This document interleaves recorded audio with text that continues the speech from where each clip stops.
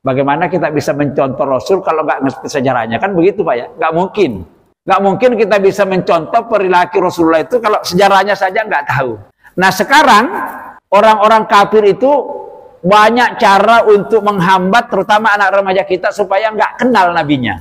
Ma'rifatul Rasul, mengenal Nabi itu adalah wajibuna ala kulli muslimin, merupakan kewajiban bagi setiap muslim. Tapi anak-anak kita dihambat.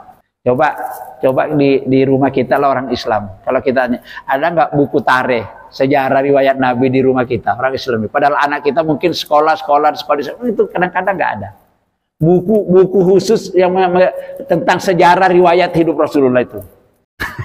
Hampir. Tapi coba tanya majalah, tanya surat kabar, tanya koran, tanya buku-buku yang lain. Banyak gitu. Tapi buku tentang sirah Nabi, tentang sejarah Nabi nggak ada. Nah, bagaimana? Jadi cara mengenal Nabi itu yang pertama harus dibaca riwayatnya, sejarahnya. Dalam Islam itu Siratun Nabawi namanya, sejarah perilaku hidup Rasulullah. Di samping itu, kita juga wajib membaca hadis. Karena hadis itu, isinya hadis itu Bapak sekalian itu, hadis itu isinya adalah tentang perbuatan Nabi, tentang perilaku Nabi, tentang ucapan Nabi, tentang sikap Nabi. Sampai diamnya Nabi itu ngomongnya Nabi jadi hadis semua. Jadi cara kita mengenal Nabi ada dua. Pertama, hendaknya kita mengenal Nabi bahwa Nabi itu adalah manusia biasa sama dengan kita. Proses kejadiannya, sifat-sifatnya, kehidupan sehari-harinya ya sama dengan kita. Yang berbeda, Nabi itu hanya mendapat wahyu. Jadi apapun yang dilakukan, apa yang diomongkan, apa yang dipikirkan itu selalu dibimbing oleh wahyu, dibimbing oleh Allah. Kalau kita ini rata-rata dibimbing oleh hawa nafsu. Kalau kita berbicara, tapi Nabi dibimbing oleh wahyu. Inilah tugas Nabi. Nabi itu mendapat wahyu. Inilah mendapat wahyu berupa Al-Quran. Inilah berisi ajaran yang Nabi diperintah oleh Allah untuk menyampaikan kepada umat manusia.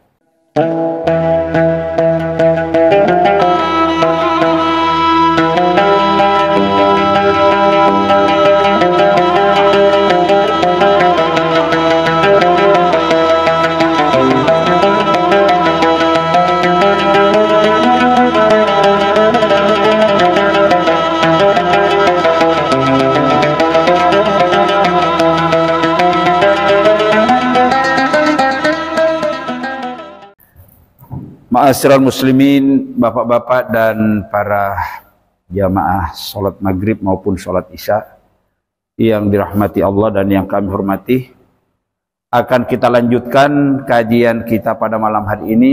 Masih tetap melanjutkan tema yang pekan yang lalu, yakni tema sentralnya Ma'rifatul Rasul. Ya,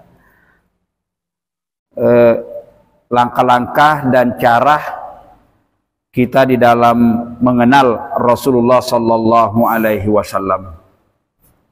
Ya, baik Rasul sebagai manusia biasa sebagaimana kita, ya, maupun Rasul sebagai utusan Allah Subhanahu Wa Taala.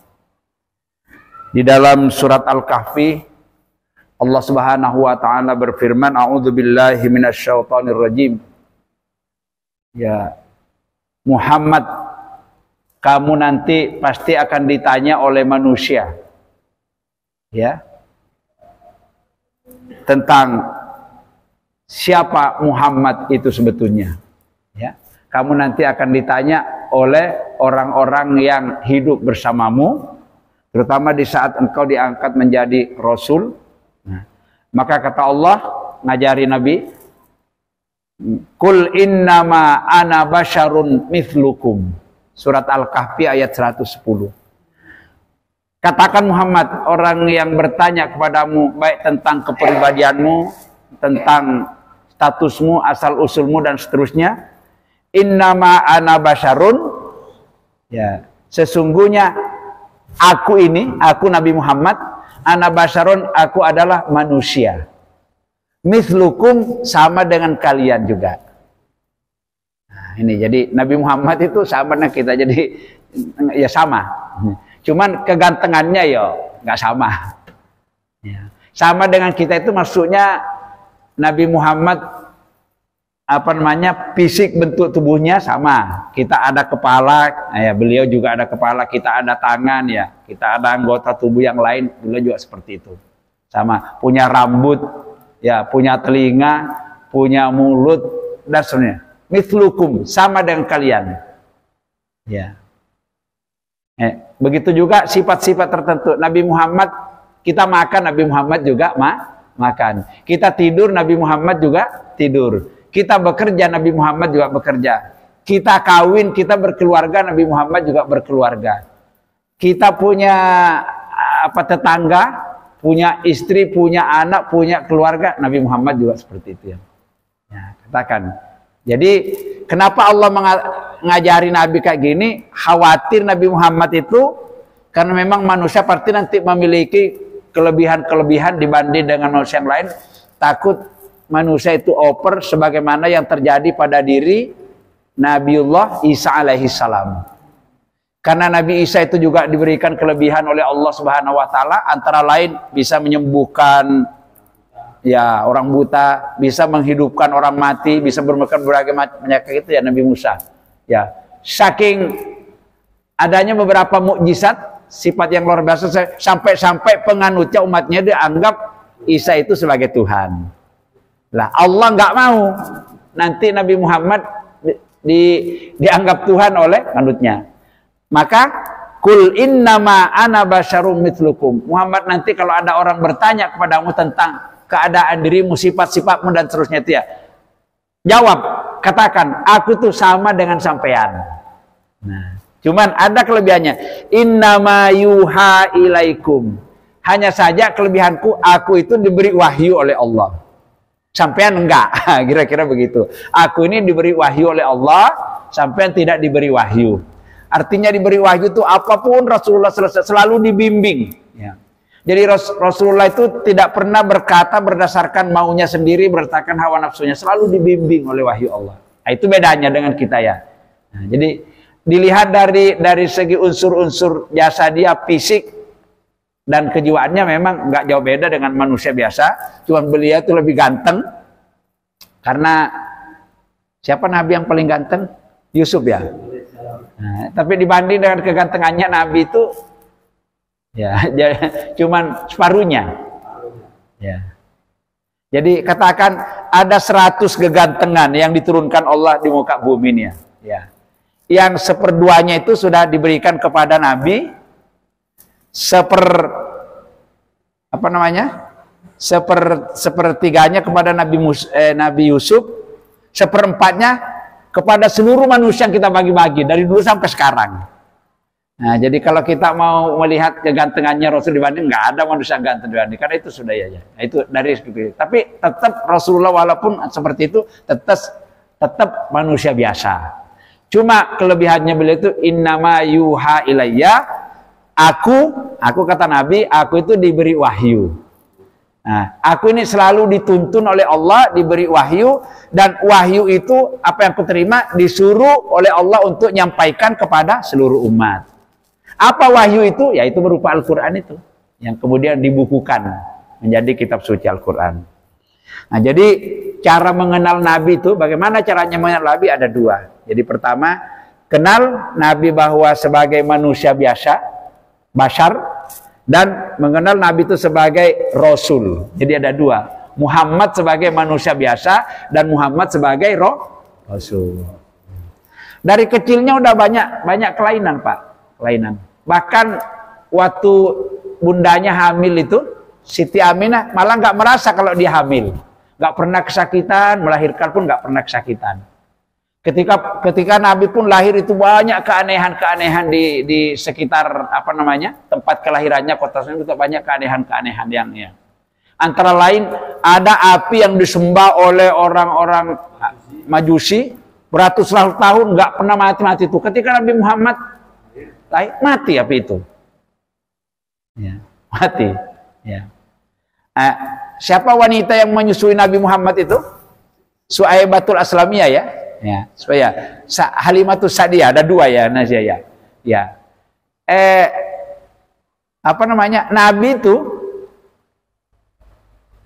ketika sebelum disusui oleh dua wanita itu apa namanya, ininya kempes, ya nggak mengeluarkan air dan sebagainya. Tapi ketika Nabi menyusui itu, masya Allah, airnya kerasnya kayak gini ya.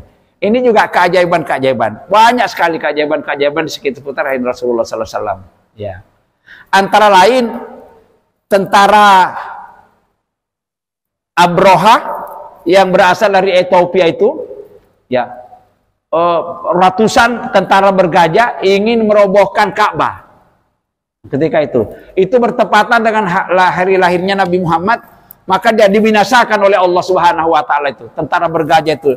Allah mengutus burung-burung yang enggak ketahuan dari mana arahnya.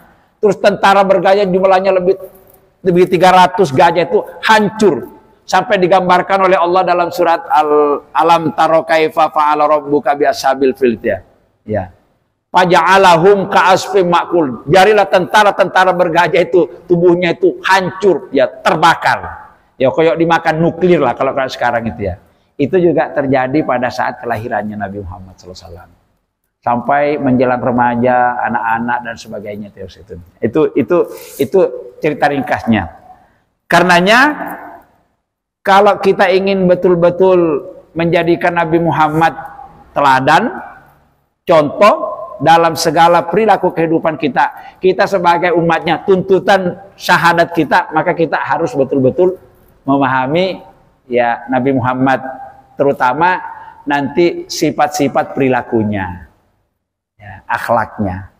Ya, karena Nabi Muhammad itu kata Allah di dalam surat Al-Ahzab ayat 21, laqad kana lakum fi rasulillahi uswatun hasanatun liman kana yarjullaha wal yaumal akhir wa dzakarallaha katsira. Benar-benar Allah telah mengutus seorang manusia, rasul pilihan di antara rasul yang ada, ya, yang paling sempurna sifat-sifatnya. Untuk apa? Uswatun, untuk menjadi teladan, menjadi contoh, menjadi panutan, menjadi idola dalam segala perilaku kehidupan kita. Dan itu yang dimaui dengan ucapan kita wa asyhadu anna muhammadar rasul, tuntutannya itu. Ya. Wa asyhadu anna muhammadar rasul artinya aku bersumpah, aku berjanji, aku menyatakan, aku mengakui, aku menyaksikan, aku bersyahadat bahwasanya Nabi Muhammad itu benar-benar manusia utusan Allah, pilihan Allah yang harus kita jadikan uswatun hasanah, teladan. Nah, itu. Jadi kalau bagaimana kita bisa mencontoh Rasul kalau nggak ngerti sejarahnya? Kan begitu Pak ya? Nggak mungkin. Nggak mungkin kita bisa mencontoh perilaku Rasulullah itu kalau sejarahnya saja nggak tahu. Nah sekarang orang-orang kafir itu banyak cara untuk menghambat terutama anak remaja kita supaya nggak kenal nabinya. Nah, Ma'rifatul Rasul, mengenal Nabi itu adalah wajibuna ala kulli muslimin, merupakan kewajiban bagi setiap muslim. Tapi anak-anak kita dihambat.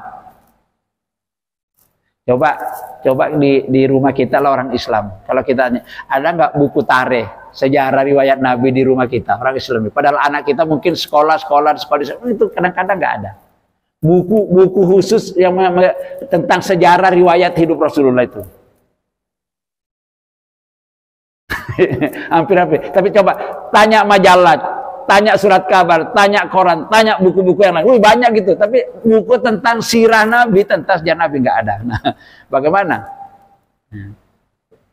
Jadi ya, maka cara mengenal Nabi itu yang pertama harus dibaca riwayatnya, sejarahnya. Dalam Islam itu Siratun Nabawi namanya, sejarah perilaku hidup Rasulullah. Di samping itu kita juga wajib membaca hadis, karena hadis itu Bapak sekalian hadis itu isinya adalah tentang perbuatan Nabi, tentang perilaku Nabi, tentang ucapan Nabi, tentang sikap Nabi, sampai diamnya Nabi itu ngomongnya Nabi jadi hadis semua. Cuman kurang lengkap kalau langsung belajar hadis tidak membaca sirah, jadi sering melengkapi. Jadi baca sirah, baca Quran, karena di Quran juga sebagian besar ayat-ayat Quran itu adalah berisi riwayat. Jadi kalau kita belajar Al-Quran ada namanya asbabun nuzul, ya asbabun nuzul itu pasti kaitannya dengan hadis.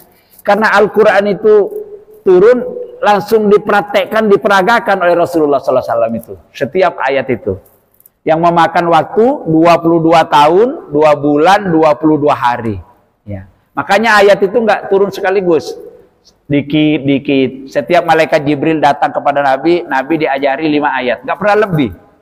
Beda kalau kita satu kali ngaji itu 1 juz lagi. Ini Nabi nggak pernah. Setiap malaikat Jibril, kata Nabi, datang kepadaku, ngajari atau ngantarkan aku ayat-ayat Al-Quran firman Allah, aku senantiasa diajari oleh malaikat Jibril 5 ayat.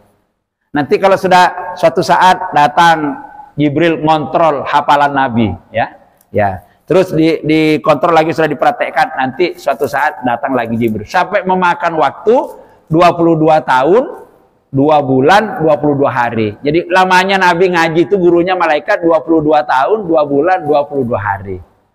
Ya. Selesai. Tak lama setelah selesai Nabi ngaji, ya tak lama kemudian ajalnya sudah mendekati. Jadi begitu. Jadi Nabi saja cerdasnya kayak gitu, ngajinya 22 tahun. Ya kita kadang-kadang ada nggak 22 tahun kita ngajinya ya. Nah, seperti itu. Nah, jadi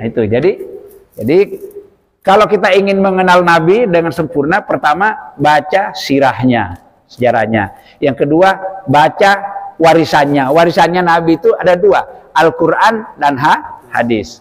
Ya. Nanti berikutnya itu, ya isi Al-Quran dan hadis itu disadur oleh ulama-ulama kita pandai, itulah berbentuk kitab-kitab hadis yang ada. Maka di dunia Islam itu ada 9 hadis ya, yang berputar. Ada namanya Sahihul Bukhari, tebel itu kitabnya ya, sampai 4 jilid. Sahihul Muslim, ya.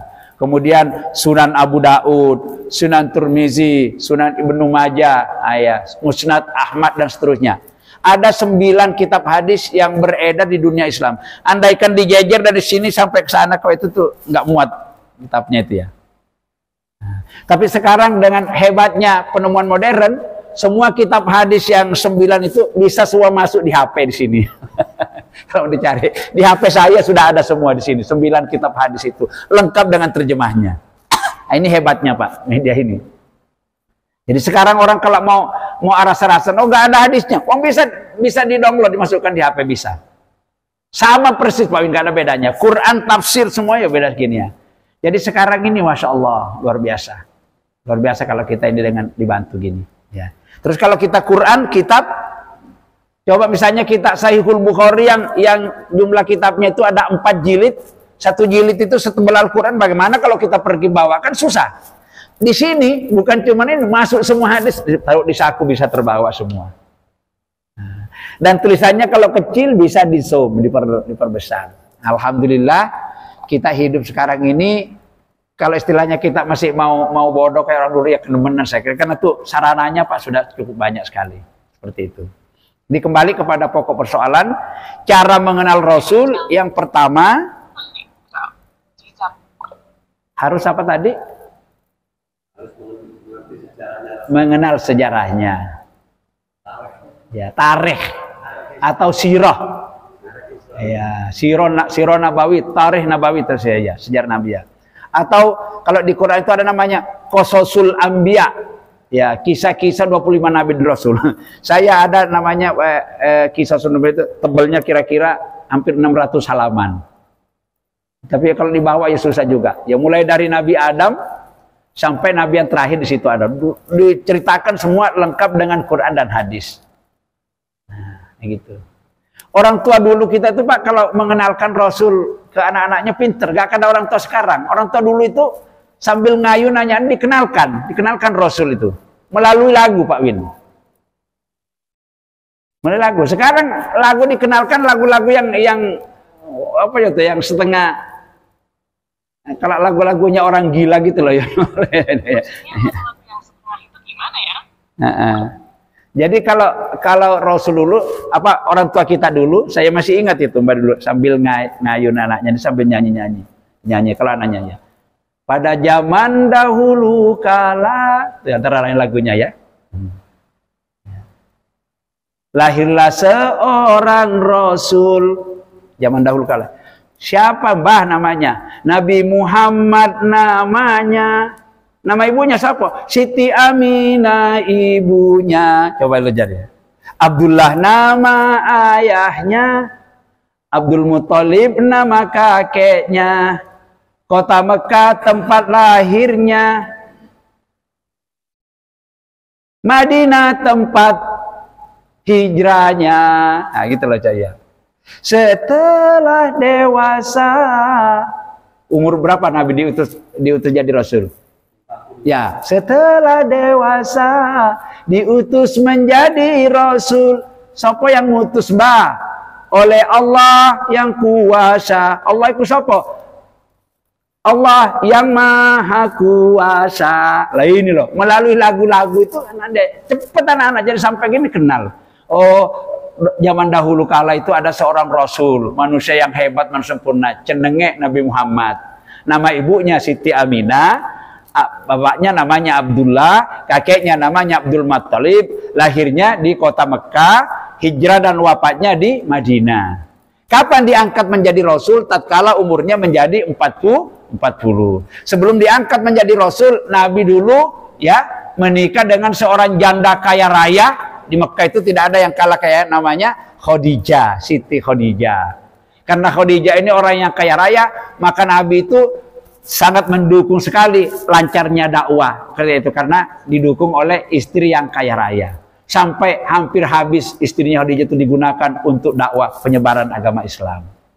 Jadi ternyata itu dakwah itu menyebarkan Islam itu butuh dana. Contohnya Khadijah itu. Kayaknya Khadijah itu kita baca di dalam sejarah, kekayaannya Khadijah bawa kuncinya aja, kunci gudangnya 40 ekor onta. Onta itu coba kekuatannya mikul onta dibanding dengan kuda itu ya lebih hebat onta itu. 40 ekor onta membawa kunci gudangnya, gudang hartanya Khadijah itu ya. Ya kira-kira gimana itu kayaknya? Ada kira-kiranya? Saking hebatnya, saking kayanya. Hah? Iya, manusia terkaya di zaman Mekah itu. Tapi hartanya itu, ya mungkin juga memang Allah sudah ngatur itu. Ya. Kenapa Nabi Muhammad ke umurnya 25? Nabi Muhammad itu umurnya masih 25. Khadijah 40 tahun. Ada tahu laki-laki sekarang mau kayak gitu ya? Muda nikahin janda tua, ada kira-kira? Iya, cantik memang Khadijah. Nah. Ya, itulah Nabi menunjukkan bahwa Nabi itu menikah bukan karena nafsu. Karena banyak orang kafir mengatakan Nabi itu katanya istrinya sampai 9 ya nafsu. Enggak, Nabi itu menikah itu karena nolong orang-orang kalau ada janda yang terlantar dinikah. Ya contohnya istri pertamanya saja kacek berapa? 25 banding 40 tahun. Hampir nggak ada sekarang gitu, walaupun cantik kayak gitu ya. Biasanya yang lanang yang lebih tua, yang perempuan yang lebih muda seperti itu. Nah itu riwayat singkatnya. Jadi bagaimana cara kita mengenal Rasul secara baik, secara sempurna? Maka cara yang terbaik itu tidak ada cara yang lain. Pertama harus mengenal sejarahnya. Maka kita kalau biasanya memperingati maulidnya, itu pasti yang dibaca sejarah Nabi. Di Indonesia contohnya memperingati maulid itu ada dua. Cara tradisional, cara modern. Cara tradisional maulid di Indonesia itu Pak, baca Barzanji, baca Diba. Kitab Diba atau kitab Barzanji itu isinya itu tentang sejarah Nabi itu. Sejarah Nabi Pak Win. Ya. Wa kana an-nabiyyu sallallahu alaihi wasallam sadidal haya'i wat tawadu yakhsifuna lahu wa yarqabu thabahu wa yuhibbul masakini wal fuqara. Itu antara lain saya masih ingat dulu kan. Dulu saya waktu kecil di pesantren disuruh hafal itu Pak. Kita bersaji kitab Diba. Wa kana Rasulullah sallallahu alaihi wasallam, adalah Rasulullah sallallahu alaihi wasallam sadidal haya, manusia yang paling tinggi rasa malunya. Enggak kayak kita sekarang ini enggak tahu malu. Paling tinggi rasa malunya Nabi ya. Sadidal haya wat tawadu, tinggi rasa rendah hati. Enggak sombong maksudnya Nabi itu rendah hati. Sekarang ada nggak orang kaya mau duduk dengan orang-orang melarat, orang miskin? Ada nggak sekarang? Oh nggak mau, nggak level katanya. Oh Nabi itu duduk sama orang kaya. Kalau ada orang-orang miskin, sini dipanggil duduk Nabi ya. Makan bersama mereka, nggak mau dibeda-bedakan. Nabi.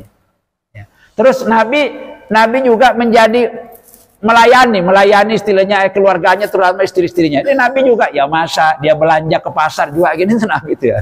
Sekarang orang pemimpin saja baru ketua RT sudah nggak mau belanja ke pasar kayak gini-gini, itu sudah jadi. Nabi itu semua ya. Ya. Sadidal haya iwat tawad yakhsipuna lau. Nek sandalnya sobek dijahit sendiri. Ya. Bajunya sobek dijahit sendiri oleh Nabi, nggak nyuruh istrinya. Ya. Kalau dia kepingin minum susu, diperas sendiri tuh susu sapinya, kambingnya diperas sendiri, itu baru begitu Nabi itu ya. Rendah hati, nggak sombong, sangat penolong, sangat mencintai orang-orang lemah, kaum fakir miskin, itu Nabi. Nah, itu diceritakan Pak di dalam kitab Saji.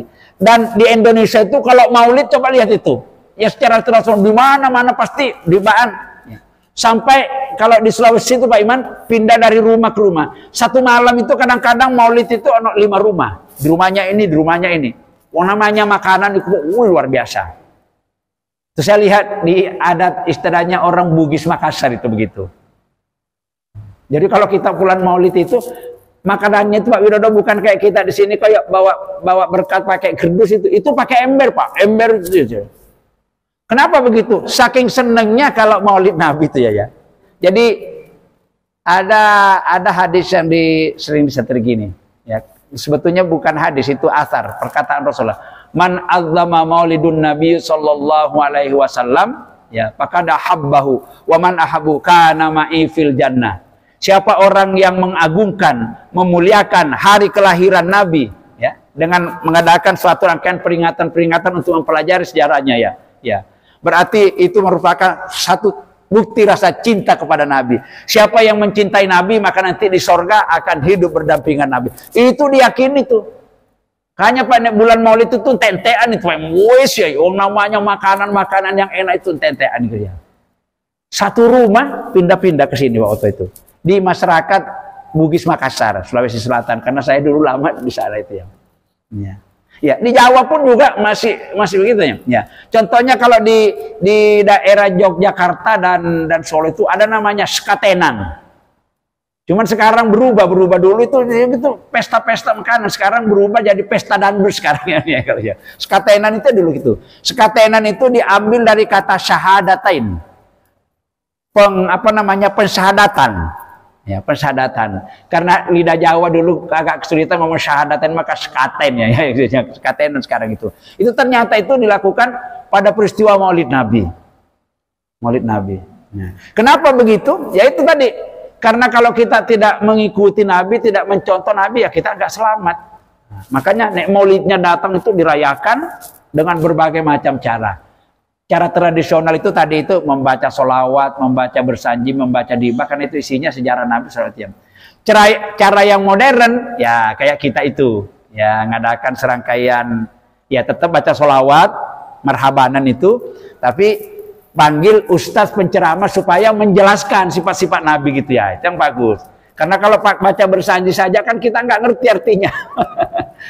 Paling-paling cuma dapat keberkahannya saja, nggak ngerti. Jadi kalau kita panggil penceramah, ustaz menerangkan, ya isinya bersanji itu, isinya Al-Quran, isinya hadis itu jelaskan. Nah, seperti itu. Baik. Nah, jadi kita tulis saja di sini. Jadi mengenal Rasul,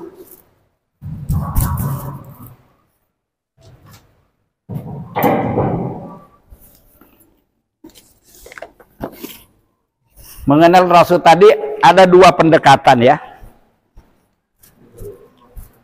Ya. Ma'rifatur Rasul.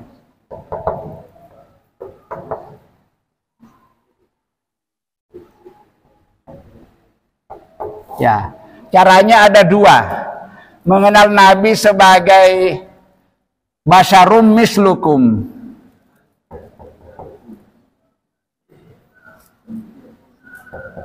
Basyarum mislukum, dan kira innama yuha.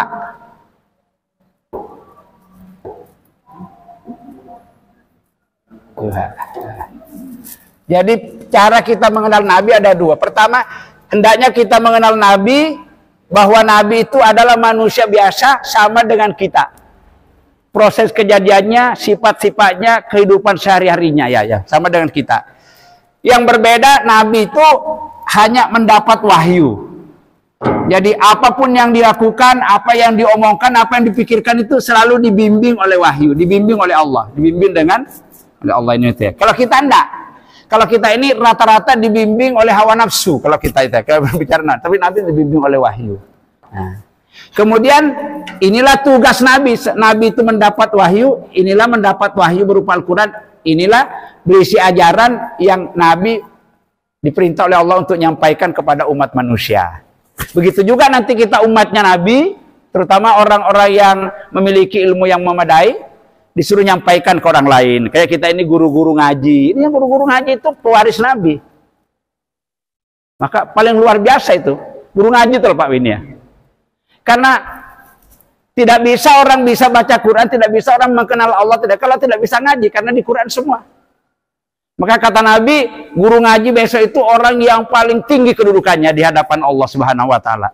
Sampai Nabi mengatakan, "Khairukum man ta'allamal Qur'an wa 'allamahun nas." Orang Islam yang paling baik di antara kalian, kata Nabi itu. Siapa dia? Orang yang senang belajar Al-Qur'an.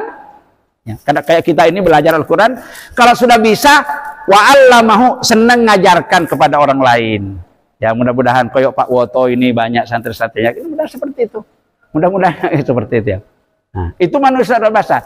Karena yuha ini wahyu yang Allah terima ini berupa misi atau kerasulan, bukan untuk Nabi sendiri tapi untuk disampaikan terus turun-temurun sampai akhir kiamat. Nabi wafat, siapa yang mengganti? Itu nanti orang-orang yang berilmu. Ulama itu orang-orang yang memiliki suatu ilmu keterampilan. Ada ulama di bidang Al-Quran, ulama di bidang hadis, ulama di bidang fikih, ulama di bidang teknologi, ulama di bidang politik, ulama di bidang itu harus diajarkan. Sampai-sampai Nabi mengatakan orang yang punya ilmu, Pak, kalau ilmunya cuma dinikmati sendiri, nggak disampaikan ke orang lain, ya, maka besok di akhirat itu ilmunya itu akan dijadikan dikekang Pak mulutnya itu nanti, sampai dilemparkan masuk ke dalam neraka. Gara-gara punya ilmu dinikmati sendiri, tidak diajarkan kepada orang lain. Nah, sebagaimana Nabi. Maka Nabi sifatnya itu apa namanya? Nabi itu ada 4 itu. Nabi itu tabligh. Tabligh itu apa sih tabligh? Harus menyampaikan. Punya ilmu nggak disampaikan nggak bisa. Tapi sekarang kan ilmu banyak dikomersialkan, terutama dokter. Oh, ilmu yang paling komersial tinggi itu kan dokter ya Pak ya. Yang nomor 2 apa Pak Widodo? Yang paling tinggi nilai komersialnya? Tahu ya, Pak. Dokter nggak tahu, jadi apa masih tanya sama Pak? Iya. Dokter itu, sakit apa Pak? Sakit apa? Sakit ini sudah berapa hari dah gini ya? Dikasih resep. Berapa nanti? 500. Saya kemarin dokter spesialis penyakit dalam di Dr. Stomo itu 650 diperiksa kok belum obatnya. Sana di Geraha Merta itu ya. 2 orang sama-sama istri ke sana ya. Seberapa? 1.200.000. Belum beli obatnya. Dalam hatiku kok kayak enak ya, cuman berapa menit itu. Ya katanya dokter waktu sekolah juga banyak biaya. Jadi setelah jadi dokter akhirnya balas dendam kepada pasien. Itu. Ya. Ustadz ada nggak yang komersial? Banyak juga. Kalau sudah sering tampil di TV itu gitu-gitu, ya walaupun bobotnya cuma nyelelucon itu nanti pasang tarif. Itu loh saya jamaah. Itu Pak dipanggil sekarang ke sini tuh minta 35 juta. Surabaya gitu loh. Lah isinya apa? Kayak keras sakti itu loh yang dari Sidoarjo itu yang cuma lucu-lucu sampai ini ya. Itu sekarang 20 juta di sini. Kiai Anwar Syahid yang dari Bojonegoro itu loh. 1 tahun saya dia sekarang minta 30 juta juga kalau ke Surabaya gitu loh ya. memang pinter. Nah, dia cerita, iki ilmu saya tak sampai ini bulan enggak sembarang ustaz saya tahu iki lah. Iki namanya ilmu perkaduan. Makanya nenek diundang rodok larang. Ya, jadi senangi orang gitu kan ya. Ya janganlah kalau bisa itu jangan kayak gitu. Ya, artinya pasang-pasang tarif itu ya enggak anu ya Pak Oto ya. Kayaknya enggak ya iya. Tapi kalau orang mengucapkan terima kasih lah wajar juga lah. Ya masa kita disuruh khotbah dari sini ke Perak itu terus Berapa kira-kira bensinnya, pakai berapa itu dari sini ke Perak? Ya ngerti orang. Tapi kalau sampai ditekan orang, jangan juga lah. Nggak bagus. Yang wajar seperti itu. Nah, itu hati-hati. Ya. Nah sekarang setelah kita mengenal Rasul ini, caranya tadi bagaimana caranya kita mengenal Rasul? Langkah-langkahnya. Satu, mempelajari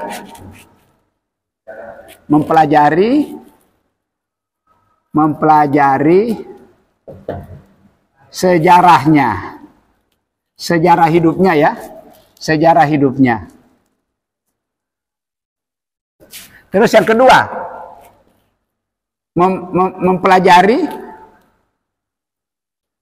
mempelajari warisan, apa namanya, pusaka yang ditinggalkan kepada kita. Pusaka Nabi itu yang paling berharga, kata Nabi. Kutinggalkan kepadamu 2 pusaka besar, kata Nabi ini, di saat mau menjelang wafat ini. Selama kamu berpegang teguh kepada 2 pusaka, kami jamin, kata Rasul, kamu pasti akan selamat hidupmu dunia akhirat. Apa itu pusaka yang ditinggalkan Nabi? 2. Satu, Al-Quran.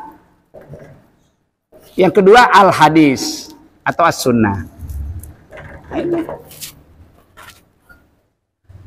Maka umat Nabi itu wajib belajar Al-Quran, wajib belajar hadis.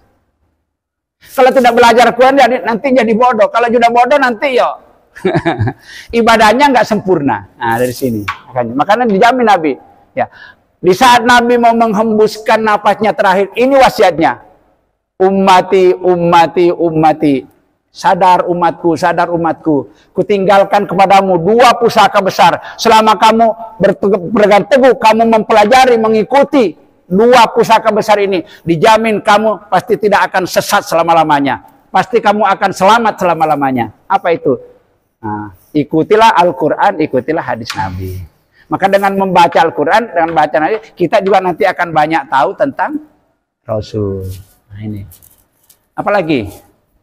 Apalagi ini yang ketiga ini. Jadi mempelajari sejarah hidupnya, mempelajari pusaka yang ditinggalkan. Kemudian yang ketiga, ini caranya. Mencontoh sifat-sifat dan perilakunya. Maksudnya akhlaknya, perilakunya. Garis miring akhlakuhu. Jadi caranya begini, kita mau makan supaya kita selamat. Kita mau makan ini harus mengikuti cara makannya siapa? Rasul. Enggak mengikuti cara makannya Rasul, maka nilai makan kita tidak bernilai ibadah.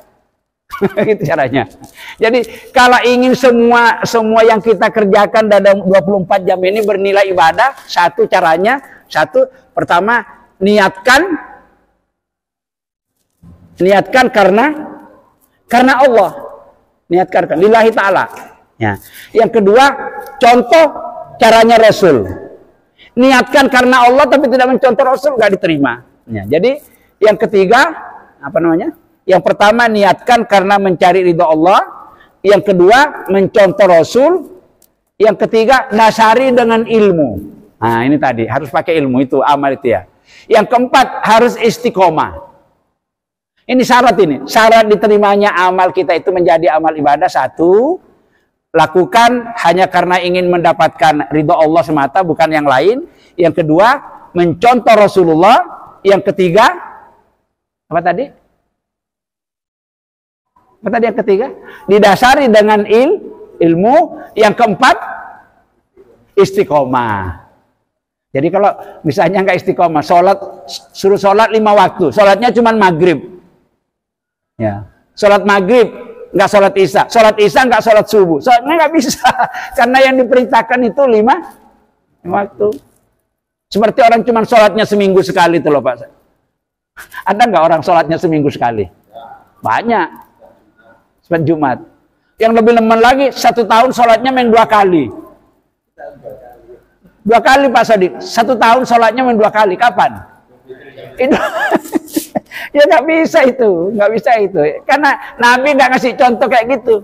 Nah, Inilah maksudnya kalau kita asyhadu alla ilaha illallah, aku mengaku, aku menyatakan, aku berjanji, aku bersumpah, aku berkomitmen bahwa tidak ada Tuhan yang pantas diibadahi, dipatuhi selain hanya Allah. Komitmen pertama, ya. Komitmen yang kedua, wa asyhadu anna Muhammadar Rasulullah. Aku bersumpah, aku berjanji, aku menyatakan, aku mengakui, aku bersaksi, aku bersyahadat bahwa sesungguhnya Nabi Muhammad adalah benar-benar utusan Allah yang harus kita jadikan teladan dalam kehidupan kita. Nah, kita sudah berjanji, berapa kali berjanji? Kita berjanji seperti itu, terus perilaku sehari-harinya nggak menteladani Nabi, menyimpang terus, ya. Bagaimana ibadahnya bisa diterima? Nggak mencontoh Nabi. Nah, makanya dalam hadis itu, apa Pak Woto itu hadisnya? Semua pekerjaan yang tidak ada contoh dari Nabi tertolak. Apa itu ya? Kata Nabi, man amila amalan. Siapa orang yang melakukan suatu amalan, suatu perbuatan yang menurut dirinya itu dinilai sebagai amal, ya. Tapi palai sapi minna, ya. Tidak ada tuntunan dariku, kata Nabi. Tidak ada tuntunan Nabi, jadi ngarang-ngarang. Fahuwa raddun, maka itu tertolak, tidak diterima. Nggak capek kita. Nah, jadi itu syaratnya amal diterima itu harus mencontoh Nabi. Nggak nyontoh Nabi nggak diterima. Nah, kalau tidak ada pada Nabi, ada yang lain bisa contoh. Siapa? Sahabatnya Nabi, terutama sahabat yang 4 itu, Abu Bakar, Umar, Utsman, Ali. Nah, itu yang dijamin oleh Nabi itu. Selamat, ikuti aku dan ikuti sahabatku Khulafaur Rasyidin. Ya, bukan berarti yang sahabat-sahabat yang lain tidak diikuti juga, tapi itu yang paling utama. Karena itu yang paling dekat dengan Rasul, yang betul-betul menghabiskan waktu harta tegannya untuk memperjuangkan Islam itu 4 sahabat itu, yang kemudian menjadi Khalifatur Rasul, ya. Setelah Rasul diganti dia sebagai kepemimpinan sebagai khalifah, bukan mengganti Nabi, sebagai pemimpin umat yang disebut dengan khalifah. Nah, ini. Nah, selanjutnya mana penghapusnya, ada ya? Di sini aja. Ini nanti akan kita kaji. Beberapa kewajiban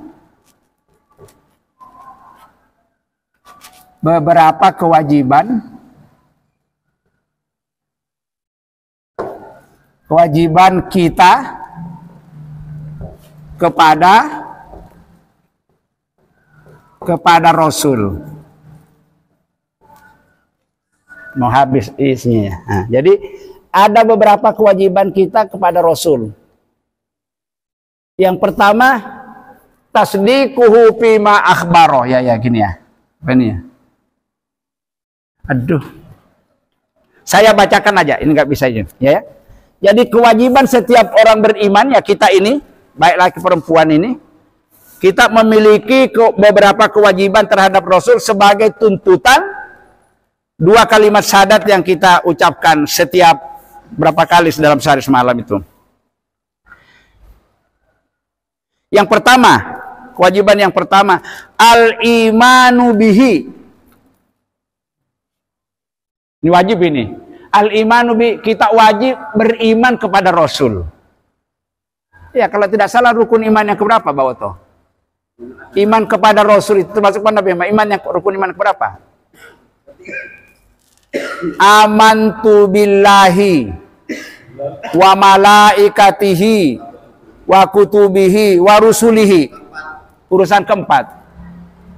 Rukun iman itu loh, Pak. Rukun iman ada 6. Pertama, iman kepada Allah. Kedua, iman kepada malaikat. Ketiga, iman kepada kitab. Keempat, iman kepada Rasul, termasuk Rasul Nabi Muhammad, ya. Iman kepada hari akhir. Yang terakhir, qada dan qadar. Jadi tuntunan ini.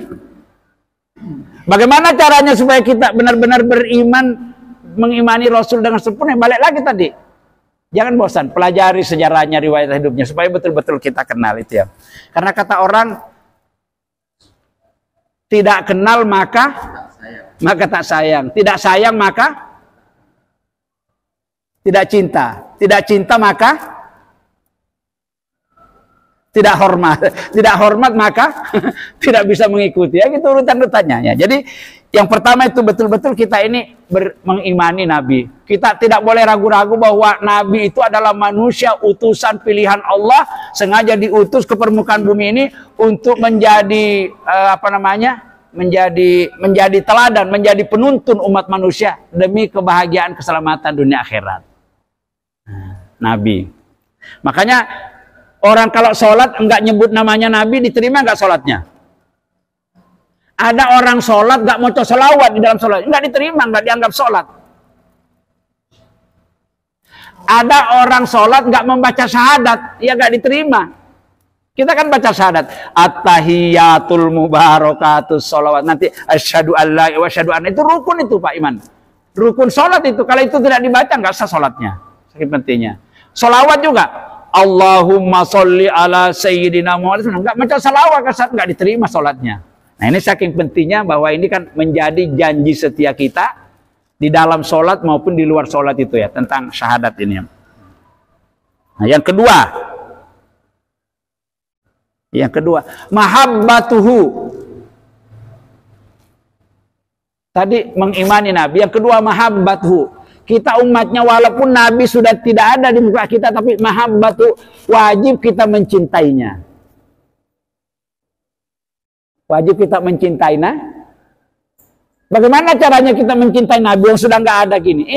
Tadi, ada pusakanya tadi yang ditinggalkan ini. Ada pusakanya apa tadi? 2 pusaka yang paling. Orang yang selalu belajar Al-Quran, ngaji kayak gini, ya, mempelajari hadis, ya kalau habis sholat subuh ya, hadis sholat subuh itu kita dibacakan di situ, itu kan salah satu cara itu mencintai Nabi, karena disampaikan oleh habis sholat itu kan disampaikan kan sabda Nabi itu, firman Nabi ya. Nah, kita ikuti, itu salah satu cara. Berikutnya, kalau kita mendengarkan Nabi Muhammad disebut ada kata-kata sallallahu alaihi wasallam, kita wajib sallu ala nabi. Allahumma salli ala Muhammad. Boleh juga sallu ala nabi sallallahu alaihi wasallam. Banyak salawat itu. Allahumma salli ala Muhammad, salawat. Salim alaihi, salawat. Sallu ala nabi, salawat. Sallallahu alaihi wasallam, salawat. Banyak macamnya. Kata Nabi, siapa orang yang mendengar namaku disebut tapi menengai, nggak ngomong sallallahu alaihi wasallam, itu orang paling medit, kata Nabi. Paling medit. Orang yang paling medit itu adalah orang ketika namanya Nabi disebut gak mau selawat. Tapi gak usah terlalu teriak-teriak, ya dibuat main-main, jangan ya. Begitu kita mendengarkan ada Ustaz, mari kita bersolawat kepada Nabi sallallahu alaihi wasallam, Allahumma sholli ala Muhammad. Ya, cukup gitu. Ya itu. Mahabbatuhu, itu suatu bukti rasa cinta. Yang kedua, kalau hari kelahirannya datang, Maulid Nabi, sekecil apapun kita peringati, itu juga salah satu. Ya. Kalau orang dulu itu Pak Wino, Maulid itu pokoknya kadang-kadang nggak ngundang orang, pokoknya masak nasi selamatan nanti dibagi-bagikan ya, syukur itu bersyukur kepada Allah. Ya. Bagaimana andaikan Nabi tidak diutus selalu, kita jadi apa? Wong sudah ada Nabi saja kita mesti begini ya, seperti itu. Nah, itu mahabbatuhu. Apalagi nih? Ya berikutnya. Ihya'u sunnatihi. Apa artinya ini ya? Menghidupkan sunnah-sunnahnya. Apa sunnahnya Nabi yang kita hidupkan? Sholat berjamaah, itu sunnah Nabi itu. Ya. Terus Nabi itu sedekah. Selalu bersedekah. Terutama sedekah makanan. Itu Pak sunnah Nabi itu. Sedekah makanan, sunnah Nabi. Jadi kadang dikit-dikit bancaan, dikit-dikit tasakuran, dikit-dikit ya syukuran, bagi-bagi makanan, itu sunnah Nabi itu. Ya. Sudah sampai ya? Ya itu. Jadi nanti banyak ini. Saya catat di sini kurang lebih ada 12 ini. 12 cara atau kewajiban yang harus kita lakukan di dalam rangka membuktikan keimanan dan tuntutan syahadat kita kepada Nabi. Jadi tadi ini wajib kita mengimani, wajib mencintai, menghidupkan sunnah-sunnahnya dan seterusnya nanti. Karena waktu sudah sampai, kita cukupkan sampai di sini. Mudah-mudahan nanti selesai bab ini sampai nanti kita memasuki bulan Maulid yang waktunya tinggal 2 bulan ya. 2 bulan lagi. Jadi sudah ada bekal. Al-Amin. Al-Amin itu artinya orang yang jujur. Orang yang amanah, orang yang bisa dipercaya. Nah, yang dapat dipercaya. Nabi itu waktu Ka'bah runtuh itu masih remaja. Dijadikan pemimpin dia ya, bisa ngatasi perseteruan geger waktu itu, pemuka-pemuka masyarakat di Ka'bah itu berdiapakan tampil lebih Muhammad, bisa menyelesaikan persoalan. Maka disitulah terkenal bahwa Nabi itu masih belum Nabi, belum jadi Nabi, masih remaja, sudah digelari Al-Amin, orang yang paling jujur, orang yang paling amanah, orang yang paling dapat dipercaya. Ini membuktikan bahwa ini nanti jadi pemimpin yang besar itu, namanya Al-Amin ya. Nah. Baik Pak Iman dan semuanya, mudah-mudahan beberapa kajian yang kita sampaikan ini terkait dengan cara mengenal Rasul maupun kewajiban kita sebagai umat Rasul terhadap Rasulullah sudah kita sampaikan sedikit demi sedikit, nanti sampai lengkap semuanya. Demikian, terima kasih atas kebersamaan dan perhatian Bapak-bapak semua. Mohon maaf bila ada hal yang kurang. Untuk sempurnanya majelis ini, mari kita tutup bersama-sama dengan membaca doa kifaratul majelis. Monggo.